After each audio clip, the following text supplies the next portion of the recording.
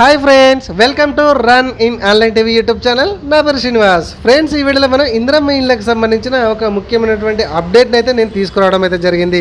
అదేంటంటే ఇందిరమ్మ ఇళ్ళకి సంబంధించిన సర్వేనైతే కొనసాగుతుంది. మరి సర్వే తర్వాత లబ్ధిదారులను ఏ విధంగా ఎంపిక చేస్తారు, కొందరిని అనర్హుల కింద ప్రకటిస్తారట. మరి ఎవరు ఆ అనర్హుల కిందికి వస్తారు? అండ్ నేను నిన్న మా గ్రామాలకు వెళ్ళి సర్వేకి సంబంధించిన ప్రక్రియను అయితే పూర్తి చేసుకున్నాను.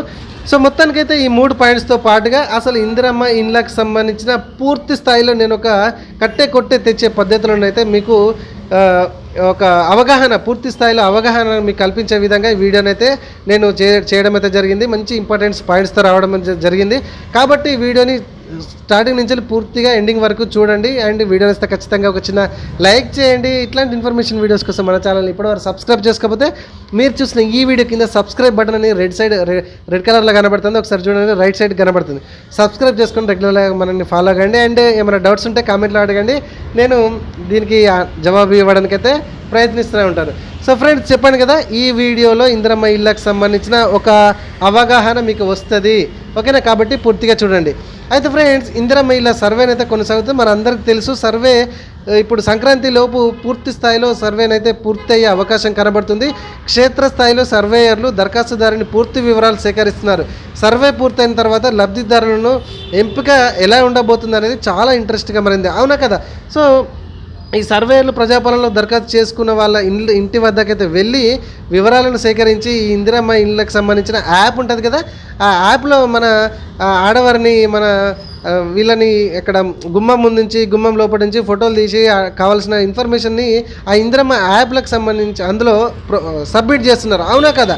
అయితే గత ఏడాది డిసెంబర్ 28 నుంచి జనవరి 26 వరకు ప్రజాపాలన కార్యక్రమం అయితే చేపట్టింది. అయితే ఇక్కడ మనం చూడండి, మనకు తెలుసు ఆల్రెడీ డిసెంబర్ 28 నుంచి జనవరి 6 వరకు ఈ ప్రజాపాలన కార్యక్రమం చేపట్టింది. అయితే ఇందులో అత్యధికంగా ఇక్కడ చూడండి, ఇందిరమ్మ ఇళ్ళ కోసం 82,82,332 పైచీలకు దాదాపు అంతవరకు ఇందిరమ్మ ఇళ్ళ కోసం అప్లికేషన్స్ వచ్చినాయట. సో ఇంత భారీ సంఖ్యలో మరి దరఖాస్తులు రావడంతో ప్రభుత్వానికైతే పెద్ద సవాల్గా మారింది. అందుకే ఈ నేపథ్యంలోనే మళ్ళీ వాళ్ళని ఎట్లా సెలెక్ట్ చేయాలి, ఏంటిది అనేది ఎట్లా, దీని గురించి అత్యాధునిక సాంకేతికను జోడించి లబ్ధిదారులను ఎంపిక చేసే విధంగానైతే సర్వే కొనసాగుతుంది. ఓకే, సో ఈ సర్వే ప్రకారంగానే మనకు ఈ సెలక్షన్ ప్రాసెస్ అయితే ఉంటుంది. అంటే ఎవరు అర్హులు, ఎవరు అనర్హుల కింద. సో మరి ఇది చూద్దాం. ఇప్పుడు చూడండి, చాలా వరకు 50% వరకు అన్ని జిల్లాలలో పూర్తి స్థాయిలో మనకు ఈ సమాచారం అయితే ఇది ఇందిరమ్మ ఇళ్ళకి సంబంధించిన యాప్లోనైతే ఎక్కించారు. ఓకే, సో యాక్చువల్గానైతే డిసెంబర్ 31 లోపు ఇది పూర్తి స్థాయిలో కంప్లీట్ చేద్దామని అనుకున్నారు. కాకపోతే ఈ ఇందిరమ్మ ఇళ్ళకి సంబంధించిన యాప్ పనిచేయకపోవడం వలన ఇది కొంచెం ఎక్స్టెండ్ అయ్యి జనవరి 1వ వారం లేదా సంక్రాంతి లోపే క్లోజ్ అయ్యే అవకాశం ఉంది. ఓకే, మొత్తానికైతే సర్వే పూర్తయిన తర్వాత లబ్ధిదారులను ఎలా ఎంపిక చేస్తారనేది అందరిలో చాలా ఇంట్రెస్ట్గా మారబోతుంది. సో లక్షల్లో దరఖాస్తులు వచ్చినాయి, అవునా కదా? మరి అర్హత కలిగిన వారిని గుర్తించడం సవాల్గా గవర్నమెంట్కు మారింది. సో ఇందిరమ్మ ఇళ్ళ లబ్ధిదారులను గుర్తించే ప్రక్రియలో భాగంగా తెలంగాణ ప్రభుత్వం జీవో నెంబర్ 33ను విడుదల చేసింది. అంటే జీవో నెంబర్ 33 ప్రకారం అంటే ఏంటంటే, దీని ప్రకారం ఇందిరమ్మ కమిటీలను ఏర్పాటు చేస్తుంది అనమాట. ఓకే, అంటే గ్రామ స్థాయిలో సర్పంచ్ లేదా ప్రత్యేకాధికారి అండ్ వార్డు స్థాయికి వచ్చేసరికి మన కౌన్సిలర్ కానీ అండ్ కార్పొరేటర్లు కానీ ఉంటారు కదా, వీళ్ళైతే చైర్మన్గా ఉంటారు. అంతేకాకుండా స్వయం సహాయక గ్రూప్ల నుంచి 2 మహిళలు అండ్ 3 స్థానిక సభ్యులు అయితే వీరితో పాటుగా పనిచేస్తారనమాట. అంటే వీళ్ళది ఒక గ్రూపు, అర్థమైంది కదా? సో ఇప్పటికే చాలా గ్రామాల్లో ఈ కమిటీలను అయితే ఏర్పాటయ్యి ఈ సర్వే ప్రక్రియనైతే కొనసాగుతుంది. సో సర్వేలో పథకానికి ఎంపికయ్యే అర్హతలు ఉన్న దరఖాస్తుదారుని వీళ్ళైతే గుర్తిస్తారు.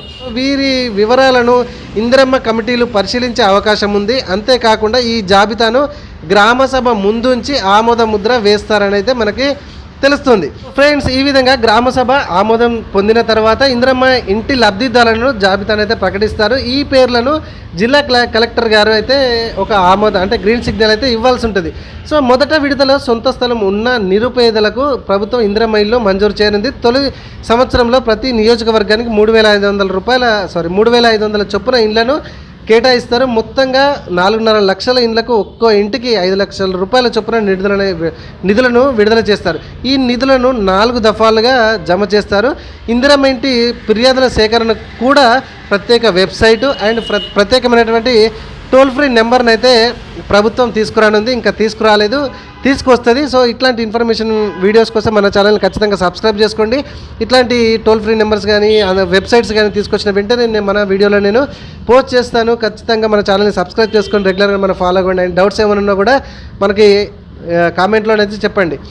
సో ఇక్కడ మెయిన్గా మనం మాట్లాడుకుంటే ఎవరు అర్హులు కిందికి రారు, ఎవరు అర్హత కిందికి రారు, వీళ్ళని ఎవరిని పక్కన పెట్టేస్తారనే విషయంలో మనం మాట్లాడుకుంటే కనుక ఇప్పటికే మన అందరికీ తెలుసు, ప్రజాపాలన దరఖాస్తు చేసుకున్న ప్రతి ఇంటికి వెళ్ళి మన సర్వేయర్లు ఈ యాప్లోనైతే కొన్ని వివరాలు అడిగి నమోదైతే చేస్తున్నారు.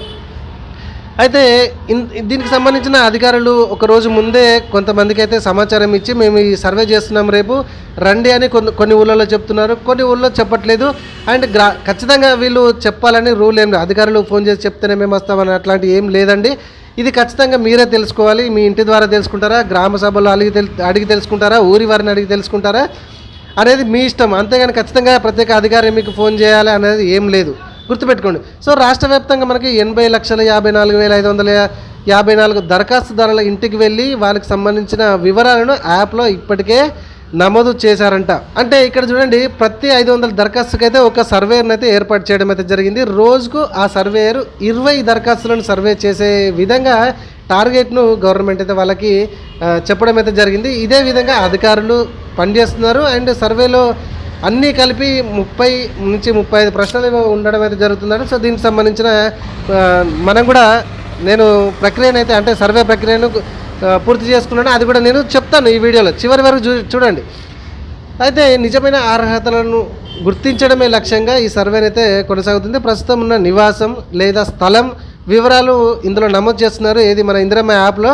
అయితే గతంలో ఇందిరమ్మ ఇల్లు పొందిన వారిని పక్కన పెడుతున్నారు, వారిని అనర్హుల కింద గుర్తిస్తున్నారు. ఇది మెయిన్ పాయింట్ అండి. ఓకే, ప్రస్తుతం ఇల్లు ఎలా ఉంది, కుటుంబ సభ్యుల వివరాలు, వాళ్ళ వివాహ పరిస్థితులపై ఆరా తీసి అందులోనైతే ఎంట్రీ అయితే చేస్తున్నారు. తెల్ల రేషన్ కార్డు కలిగి ఉన్న వారే ఈ పథకాన్ని అర్హులు, ఇది గుర్తుపెట్టుకోండి. ఓకేనా. సో ఇందిరమ్మ ఇంటిని మహిళల పేరు మీద మంజూరు చేస్తారు. దారిద్ర్య రేఖకు దిగువన ఉన్న కుటుంబాలను పరిగణలోకి తీసుకొని ఉన్నారు. సో పూర్తిగా ఇల్లు లేకుండా ఎలాంటి ఆధారం లేని వారిని అయితే తొలి విడతలో ఎంపిక చేస్తారు.